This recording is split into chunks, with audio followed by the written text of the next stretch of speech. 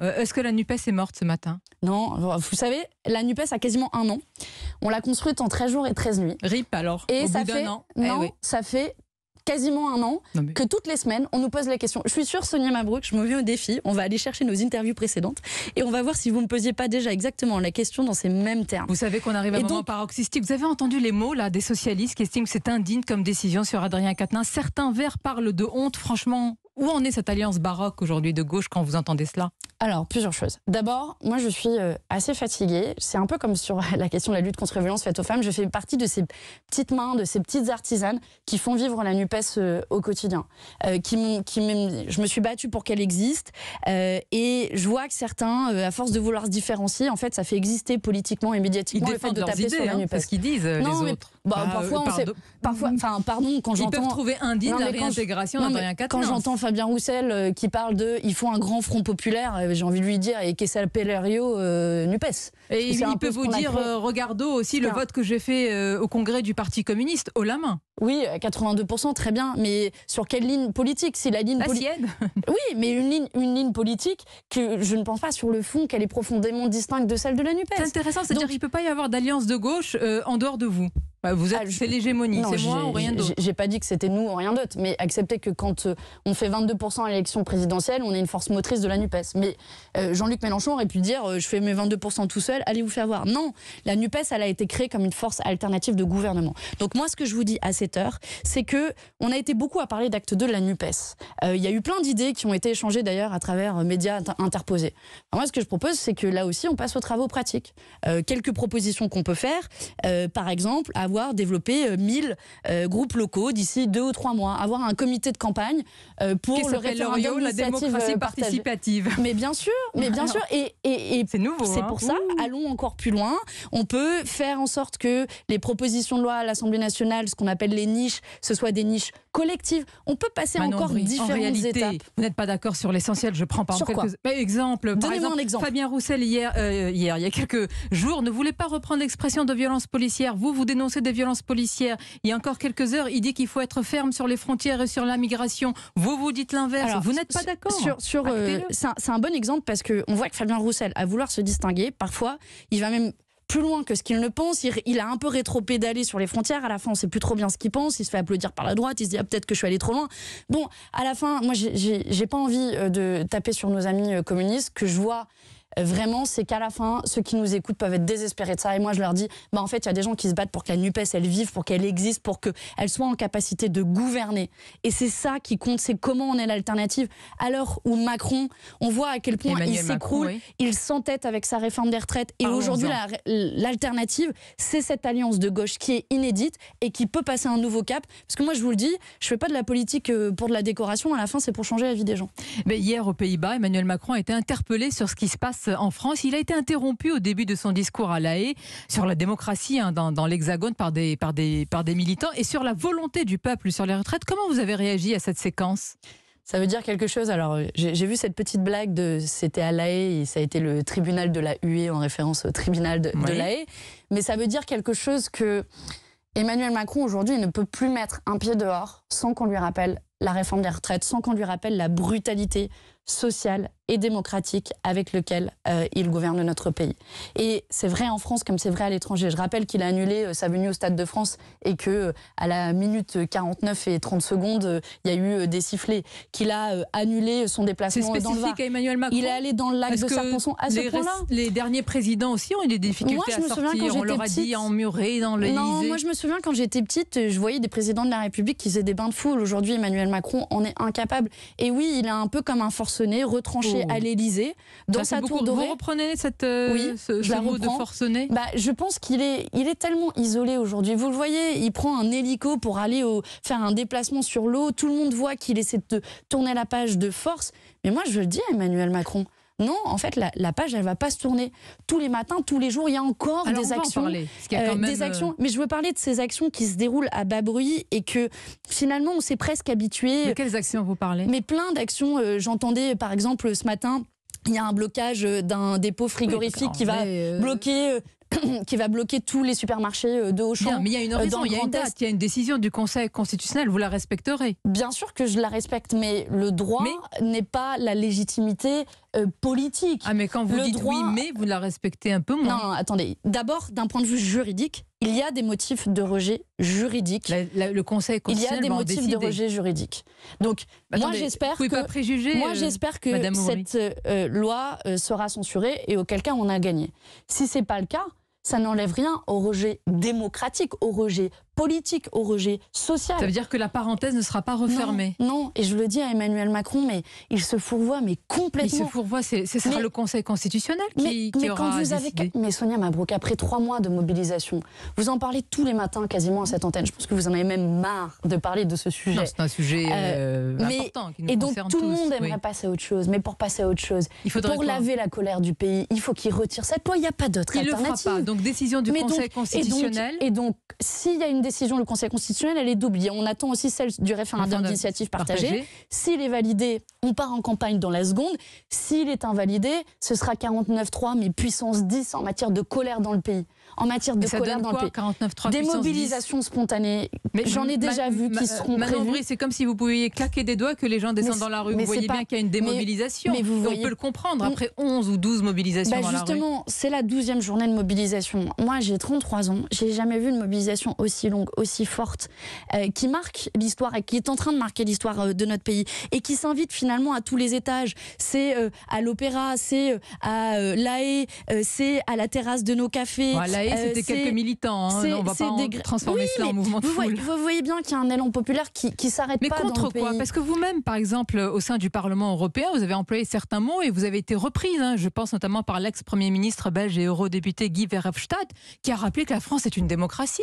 Et on a besoin de le rappeler? Bien sûr, une démocratie dans laquelle une loi est adoptée sans vote de notre Parlement. Quand j'explique ça à mes collègues au Parlement européen, avec des outils disent, dans la Constitution, avec un Conseil constitutionnel bien sûr, qui va, et avec moi je le dis, un abus de droit. Aujourd'hui, vous savez, même je me ferai...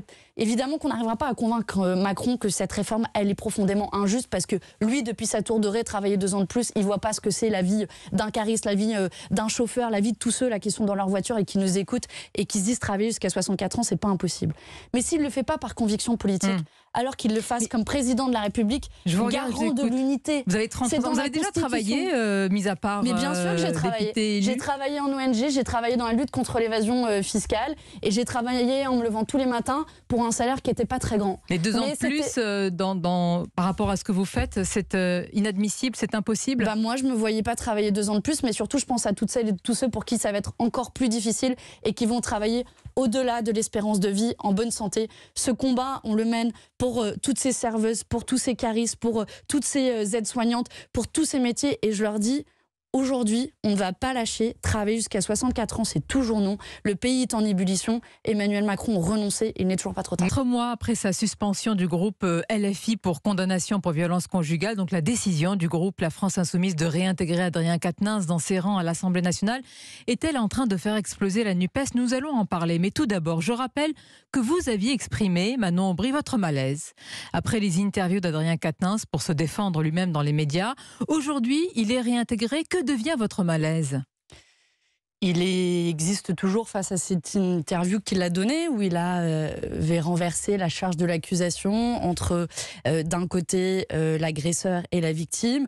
Il avait relativisé la gravité des faits, et ça, c'est stipulé dans le communiqué qui a été fait hier par la France Insoumise. Parce que si on refait l'historique des faits, en effet, il a été condamné à 4 mois avec sursis pour violence conjugale par la justice. Puis le groupe de la France Insoumise à l'Assemblée nationale l'a exclu, ce qui n'est pas rien quand même comme décision, pour 4 mois.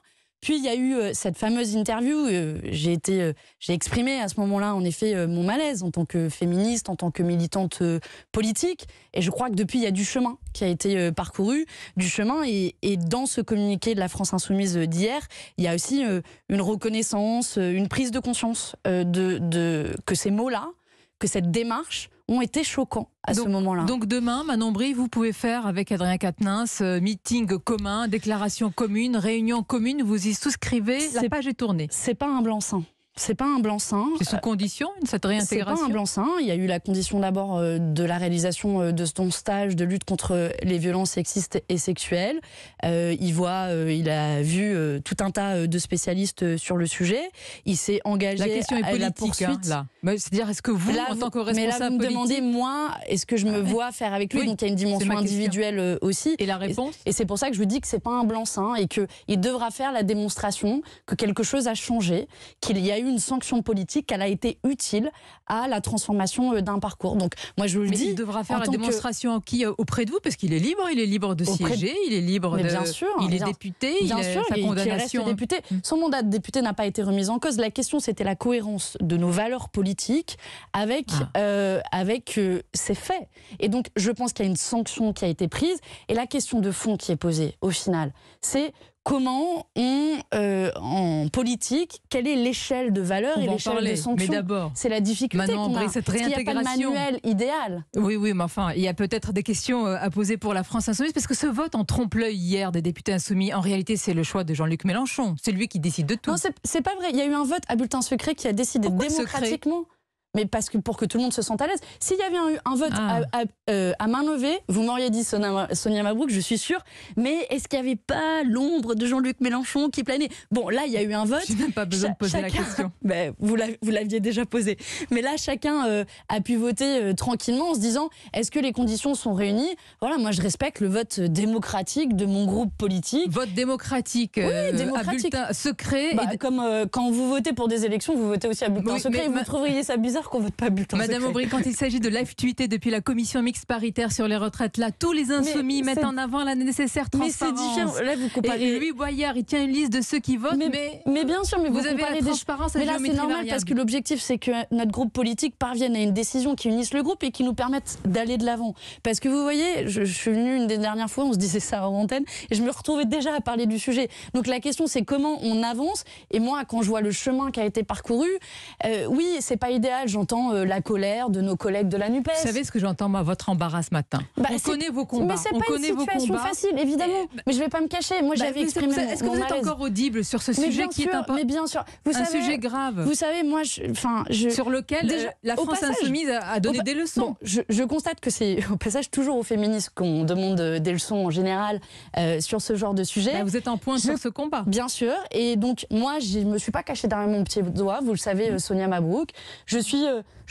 Quand je vois aussi le chemin qui a été parcouru, c'était pas une évidence qu'il y ait une clause de revoyure. Il y a une clause de revoyure, il y a un nouveau vote, il y a eu des conditions qui ont été posées. Maintenant, vous voyez, j'entends aussi la difficulté que ça pose parce que je vous l'ai dit, quand on est condamné à 4 mois avec sursis pour violence conjugale, c'est quoi le manuel politique de la réhabilitation potentielle? Est-ce qu'on exclut à vie ou c'est quoi l'intermédiaire? Et c'est pour ça, moi, je vous refais cette proposition que j'avais déjà faite et je pense que c'est l'heure de passer aux travaux pratiques. Nos collègues de la NUPES sont gênés aussi. J'entends leur gêne. J'entends leur colère. Non, gêné, c'est un euphémisme. Mais moi, ce que je vous dis... La honte, c'est indigne. La sénatrice socialiste Laurence Rossignol et vice-présidente de la délégation des droits des femmes estime d'ailleurs qu'il y a une affaire LFI Mélenchon plus qu'une affaire Quatennens désormais. Mais alors, je mets de côté l'instrumentalisation politique qui pourrait être faite par ceux qui ne veulent pas de la NUPES ou qui en profitent pour attaquer Jean-Luc Mélenchon.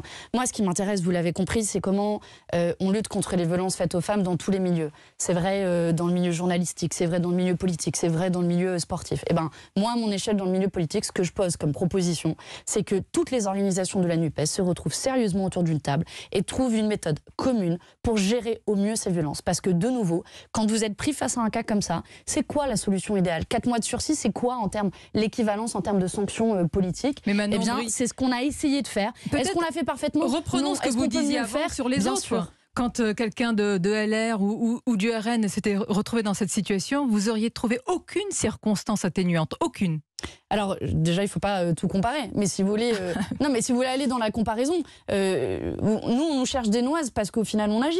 Mais quand je vois qu'un certain nombre d'hommes politiques, je prends Monsieur Damien Abad pour ne prendre que lui. Pour Monsieur Quatennens, il y a une condamnation. Bien sûr, il y en a d'autres qui ont été condamnés à LREM. Je pense à Monsieur Benoît Simion par exemple. Et LREM et Renaissance n'ont absolument rien fait. Donc oui, bien sûr, quand on est à la pointe d'un combat, je sais que vous allez être plus intransigeant avec nous.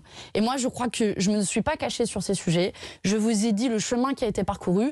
Maintenant, j'espère qu'on ne passera pas l'ensemble de la matinale sur le sujet parce que je ne veux pas occulter l'ensemble des combats politiques que nous menons ensemble. Justement.